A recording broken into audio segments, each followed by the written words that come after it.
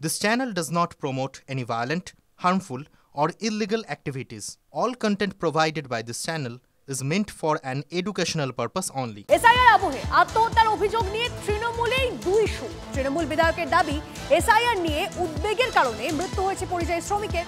অন্যদিকে রাজ্যের মন্ত্রীর দাবি SIR আতঙ্কে আত্মঘাতী হয়েছেন প্রৌঢ়। পূর্ব বর্ধমানের জামালপুরের পরিযায়ী শ্রমিক বিমল সাঁতরা তামিলনাড়ুতে ধান রোয়ার কাজে গিয়েছিলেন। সেখানে অস্বাভাবিক মৃত্যু হয় তার। তারপরই মৃতের পরিবার ও স্থানীয় তৃণমূল নেতৃত্বের দাবি SIR নিয়ে চিন্তা থেকেই অসুস্থ হয়ে মৃত্যু হয়েছে বিমল সাঁতরার।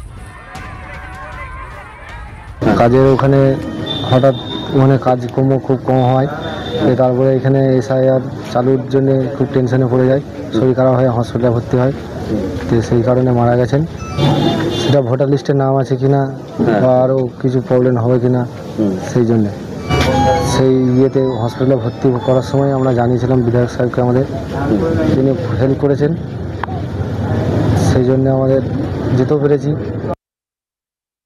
সরকার যেটা ঘোষণা করেছে সাধারণ মানুষ একটু ভয় আছে, যারা এই বিষয়টা নিয়ে ততটা সচেতন নয়, প্রত্যেকেই ভয়ের মধ্যেই আছে। ওই যে আমার এলাকায় এই SIR নিয়ে হচ্ছে তখন উনি টেনশনে পড়ে যান, যে টেনশন অবস্থায় উনি হসপিটালে ভর্তি হন এবং ওখানে উনি মারা যান। কিন্তু গতকাল রাতে মৃতের বাড়ি গিয়ে মন্ত্রী স্বপন দেবনাথ ও জেলা তৃণমূল সভাপতির দাবি SIR আতঙ্কে আত্মঘাতী হয়েছেন প্রৌঢ়। এর আতঙ্কে তো বহু মানুষ তাদের আত্মহত্যা করছে। বর্তমানে জামালপুরে নবগ্রামে উড়িয়াপাড়ায় বিমল সাঁতরা আত্মহত্যা করল। আমাদের সৌরভারতীয় সাধারণ সম্পাদক অভিষেক বন্দ্যোপাধ্যায় তার পরিবারের কাছে যাওয়ার জন্য আমাদের জেলা সভাপতি রবিবাবুকে বলেছেন, আমাকেও ফোন করেছেন, আমরা দুজনেই এসেছি। আর এর জন্য দায়িত্ব নির্বাচন করেছে। যেভাবে করা হচ্ছে আতঙ্কে দেখতে পাচ্ছেন, এর আগেও বহু আত্মহত্যা করেছে, বর্তমানে আরেকজন আত্মহত্যা করেছে। গরিব মানুষ, আমরা তার পরিবারের পাশে আছি এবং নির্বাচন কমিশনের জন্য দায়ী বলে মনে করি। এই ঘটনাটা প্রমাণ করে এর আগেও তো অনেকে মারা গেছেন, আত্মহত্যা করেছেন, দেখছেন তো আপনার কাগজে। আজকে বর্তমানে এটা হলো। উনি পরিযায়ী শ্রমিক হিসেবে তামিলনাড়ুতে কাজ করতে গিয়েছিলেন, কিন্তু এরই মধ্যে SIR এর কথা সবাই জানতে পেরেছেন, বিশেষ করে যারা বাইরে আছেন এবং আতঙ্কেই ছিলেন যে তাদের নাম হয়তো বাদ চলে যাবে, হয়তো দেশ থেকে চলে যেতে হবে। এই চিন্তার মধ্যেই তিনি আত্মহত্যা করেছেন। পোস্টমর্টম রিপোর্ট বলেছে যে উনি বিষ পান করে আত্মহত্যা করেছেন।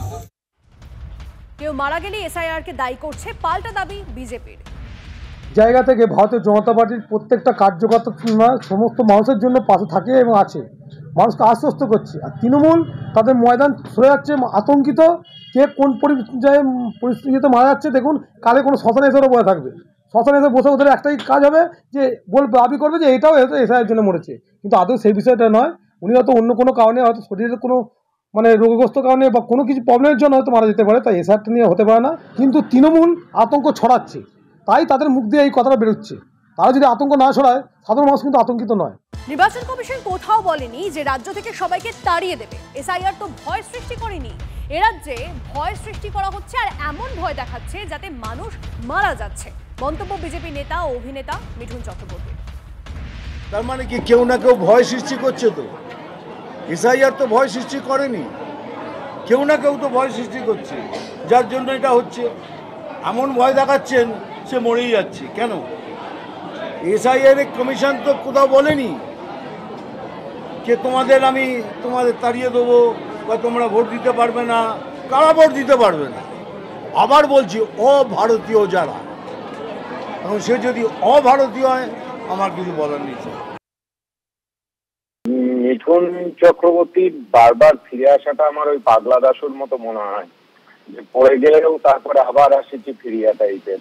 ভোট এসছেন, আবার মিঠুন চক্রবর্তী ফিরে আসছেন, মাঝে মধ্যে ফিরে যান, আবার ভোটের আগে এখানে আসেন।